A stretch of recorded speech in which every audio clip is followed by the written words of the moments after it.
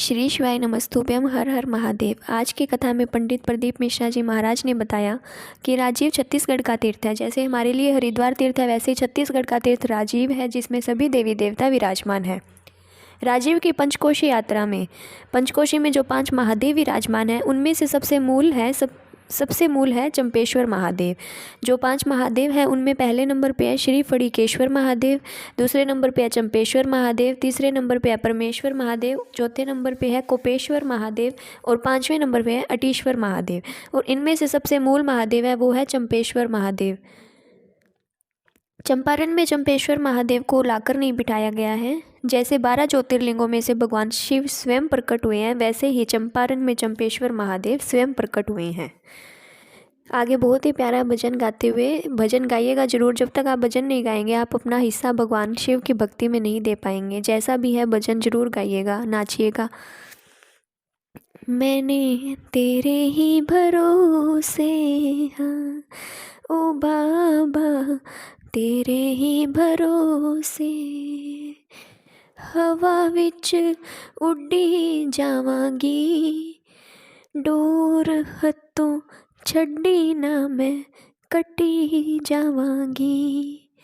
बोले मैं तेरी पतंग शंभू, मैं तेरी पतंग, हवा विच उड्डी जावांगी, बाबा डोर हत्थों छड्डी ना मैं कट्टी जावांगी।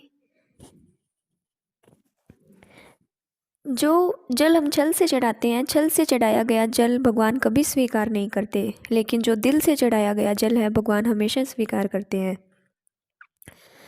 हम कहाँ जा रहे हैं, किस दुकान पर, किस रोड पर, किस चौराहे पर, उनकी कीमत नहीं होती। हम जहाँ कहीं भी जा रहे हैं, लेकिन अगर हम शिव महापुराण की कथा में आ रहे हैं तो हमारी कीमत भी बढ़ जाती है।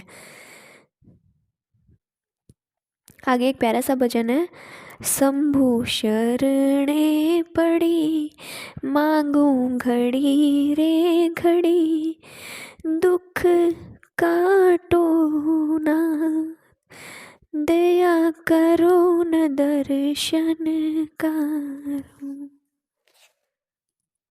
गुरुजी कहते हैं जैसे हम अलमारी में फालतू सामान नहीं रखते, यह पृथ्वी तो पूरी की पूरी महादेव की है, उसमें वो फालतू इंसानों को क्यों रखेंगे। ये वो इस बात से समझाना चाहते हैं कि जब तक हम हैं हमें खुद की कीमत करनी चाहिए। हमें जो जीवन भगवान ने दिया है, जो देह भगवान ने दी है, वो बहुत मुश्किल से मिलती है और हमें भजन करते रहना चाहिए।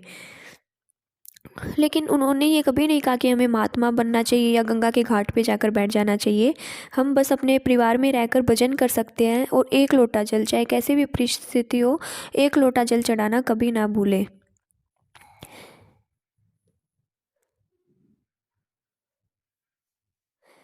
इसलिए वो कहते हैं, मैं तो बैठी थी गंगा किनारे, मैं तो बैठी थी गंगा किनारे, ऐसा दर्शन दिया ओ भोलेनाथ, आके दर्शन दिया ओ भोलेनाथ, दिल तुझको दिया ओ भोलेनाथ, दिल तुझको दिया ओ भोलेनाथ, ये क्या कर दिया ओ भोलेनाथ, दिल तुझको दिया ओ भोलेनाथ। श्री शिवाय नमस्तुभ्यम। इस मंत्र का जाप करने से आपको देखो, आपको कुछ मिले ना मिले, अंदर की शांति जरूर प्राप्त होगी। एक बार आंखें बंद करके आप दिल से लेकर तो देखिए। श्री शिवाय नमस्तुभ्यम, श्री शिवाय नमस्तुभ्यम, सब दुख काटो माँ ओ भोला, सब दुख काटो मारे, शिव शंकर जपूं तेरी माला, भोले बाबा जपूं तेरी माला, भोला सब दुख काटो माँ, भोला सब दुख काटो मारा। महाराज जी कहते हैं सबको ये क्यों कहते हैं विश्वनाथ, सोमनाथ, बद्रीनाथ, केदारनाथ? इसका कारण ये है कि जब हम गर्भ में पड़े हुए थे हमारे जन्म से पहले, तब हम अनाथ थे। जब हमें ये सब नाथ मिल गए हमारा जीवन तो सार्थक हो गया। इसलिए शिव पुराण की कथा कहती है किसी के जाने से कोई अनाथ नहीं होता। जब हम गर्भ में थे तब भी हमारे साथ ये सब नाथ थे, तब भी हम अनाथ नहीं थे। तो कोई कहता है ना वो चले गए, उनके माँ बाप चले गए तो वो अनाथ हो गए। इसलिए शिव पुराण की कथा कहती है कि किसी के जाने से हम कभी अनाथ नहीं होते, ये सभी नाथ हमेशा हमारे साथ रहते हैं। शिव पुराण की कथा में वर्णन किया गया है कि जो चंपा वन है जो 9 वनों में से एक है, उसका नाम बाद में चंपाधर पड़ा और उसके बाद में चंपारण हुआ। जो पहले उसका नाम चंपावन था। ये जो महादेव के 9 वनों का वर्णन होता है उनमें से एक रायपुर के पास है शिवजी का चंपावन। शिव पुराण में महाराज जी कहते हैं कि अगर हम एक लोटा जल चढ़ाते हैं और फिर भी हमारी मनोकामना अगर जल्दी से पूरी नहीं होती है तो ऐसा नहीं है कि हमारी लाज जा रही है, क्योंकि हर कोई कहता है ये तो बड़ी भगवान के, शिव भगवान के दर्शन करती थी, मंदिर जाती थी, इसमें लाज भगवान शिव की जाएगी।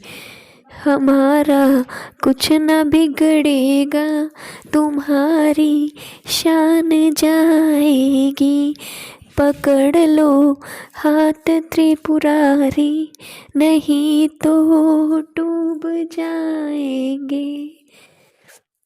महाराज जी कहते हैं जन्म, मरण और परण तीनों ही शिव के हाथ में है। जन्म भी, मरण भी और परण भी।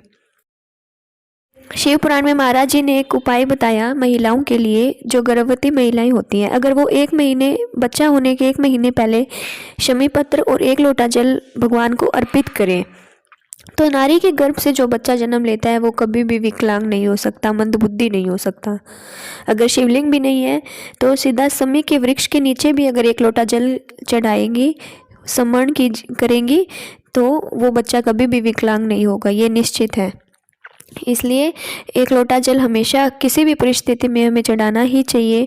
1 लोटा जल सारी समस्या का हल। श्री शिवाय नमस्तुभ्यम।